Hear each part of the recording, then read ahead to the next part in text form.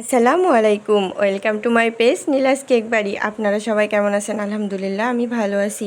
আজকে আপনাদের সাথে 1 pound vanilla sponge cake decoration share করতে চলে আসলাম। এই কেকটা ছিল সেই 2টা কেকের মধ্যে একটা।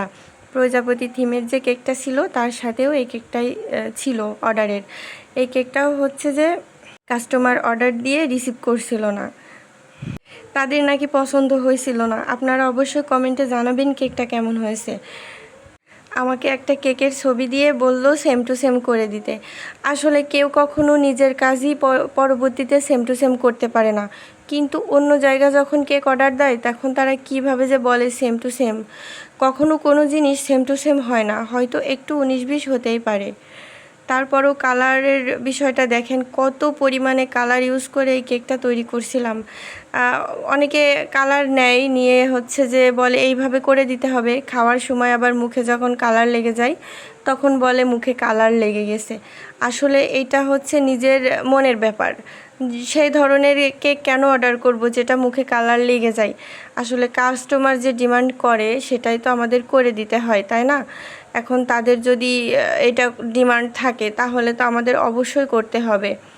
তারপরে আমি কেকটা করছিলাম, অনেক হচ্ছে যে কষ্ট করে কালারটা নিয়ে আসে, অনেকটা সেম টু সেম করছি, সেম টু সেম করেছি, কিন্তু বাট তাদের নাকি পছন্দ হয়নি। তো আমি এই কালারটা নিয়ে এসেছি হচ্ছে ব্লু কালার আর পিঙ্ক কালার দিয়ে। এই কালারটা আমি নিয়ে এসেছি, আপনারা দেখতেই পারছেন। অনেক কালার ইউজ করার পরে এই কালারটা নিয়ে এসেছি।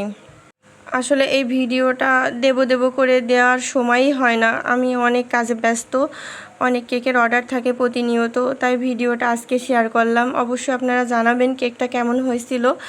আর আমার পেজটাকে আপনারা অবশ্যই লাইক করবেন, ফলো দিবেন, কমেন্ট করবেন। নীলাস কেক বাড়ি এটা আমার পেজ। আর আপনারা যারা কেক অর্ডার করবেন অবশ্যই একদিন আমার আগে থেকেই কনফার্ম করবেন। দিনের দিন কনফার্ম করলে আসলে কেকটা দিতে অনেক কষ্ট হয়ে যায়, যেহেতু আমি গ্রাম থেকে কাজ করি, শহরেই দিতে হয় বা দূরে দূরে দিতে হয়, সেহেতু হচ্ছে আপনারা একদিন আগে কনফার্ম করবেন। তো এই কেকটা নিয়ে যা বলছিলাম, কেকটা আসলে অনেক সুন্দর হয়েছিল, সামনে থেকে তারা হয়তো দেখেইনি। তো পরবর্তীতে কেউ একজন এই কেকটা নিয়েছিল, নিয়ে কেকটার অনেক প্রশংসা করলো। দেখতে যেমন সুন্দর হয়েছিল, খেতেও অনেক টেস্টি হয়েছিল। তো আপনাদের কিছু কাস্টমার আছে যারা হচ্ছে যে বোঝে না, এত পরিমাণ প্রেশার দিয়ে বলে সেম টু সেম। আসলে খুব কষ্ট লাগে, কষ্ট বলতে কি ভয় লাগে। যতই হাতের কাজ ভালো হোক বা এক্সপার্ট হোক, যখন কোনো কাস্টমার বলে আমার এই ডিজাইনটা সেম টু সেম করে দিতে হবে, তখন আসলে জানটা যে কোথায় থাকে সেটা যে কাজ করে সেই বোঝে। আমি তো অনেক ভয়তে কাজ করি যে সেম টু সেম। আমি মিলাইতে মনে হয় যে মাথাই নষ্ট হয়ে যায়। তো আপনাদেরকে অনুরোধ করব, আসলে সেম টু সেম বলে কোনো কিছু হয় না। আমার মনে হয় যত বড় মানে কাজে পারদর্শী হোক না কেন, একটু 19-20 হবেই। আর কোনো কিছু একটু 19-20 হইলে সেটা নিয়ে মন খারাপ করতে নেই। হয়তো বা হতে পারে হাতের কাজ এমন তেমন হতে পারে বা উল্টোপাল্টা হতে পারে, সেটাকে স্যাক্রিফাইস করে চলতে হয় বা বলতে হয় যে নেক্সটে আমার কাজটা ভালো করে দিয়েন বা এমন না এমন করে দিয়েন, ধৈর্য ধরে এটা আসলে মেনে নিতে হয়। আমরা তো যারা বেকারির কাজ করি তারা তো আসলে মানুষ, অনেক ভয় লাগে কাজ করতে, তারপরেও সাবধানতা অবলম্বন করে কাজ করি আপনাদের জন্য।